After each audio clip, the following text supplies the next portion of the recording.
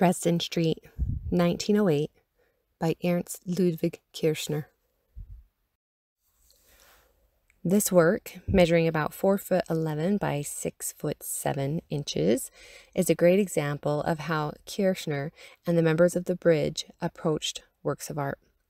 This new movement started around 1905, went to about 1913. So in those years leading up to World War I, Kirchner was actually one of the original 4 founders.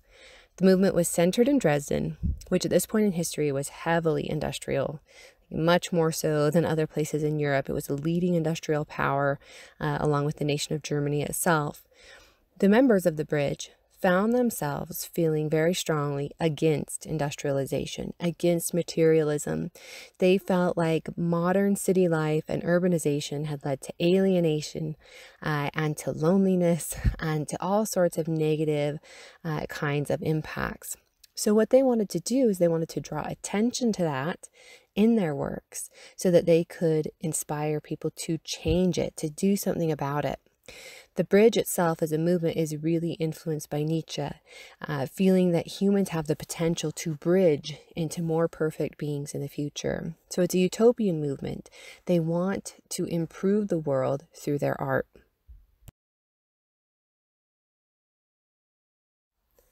Artists within the Bridge really associated the strict rules surrounding academic art with the strict rules surrounding modern society, and where they felt like they wanted to turn away from those social structures that were causing so many negative impacts. They also wanted to move away from the academic tradition. They rejected the highly manipulated art forms of works that were produced within the academy, and instead they turned to things that they felt like were more primitive. They were more exposed to primitive cultures from throughout the world with increasing colonization. And when they approached their works, they wanted to approach their works in a similar mindset to what they saw those primitive cultures doing. They felt like they wanted to do something that was more pure, that was more intuitive, that they wanted to inspire change in society to move to this greater purity. And so they rejected the manipulated art forms of the academy. What they embraced instead were bold colors, distorted forms that were heavily abstracted and heavily simplified. They especially loved primitive strokes, these broad, thick, strong lines across the canvas, and they felt like these elements would help them focus and bring to fore extreme feelings. It would help artists communicate emotional states. It would help artists communicate spiritual states. Kirchner and the other members of the Bridge, they hadn't been formally trained, and they really rejected the academy, just like the Bridge was rejecting the strictures of society that they felt like were suffocating and that had been detrimental to human experience. Unfortunately, this rejection of traditional artistic styles also marked the movement for derision from the contemporary culture surrounding it. The term degenerate art emerged during the 20s and the 30s and became very popular to describe members of the Bridge like Kirchner and works like his.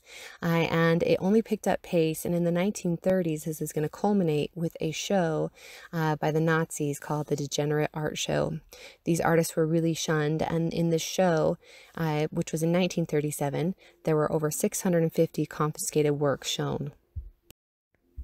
Hitler and many others who saw this show kind of thought that modern artists couldn't see color or objects clearly because they must be actually genetically or racially inferior.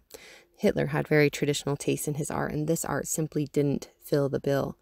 Many works were sold during the show for ridiculously low amounts, and sadly, some were simply burned at the end of the show.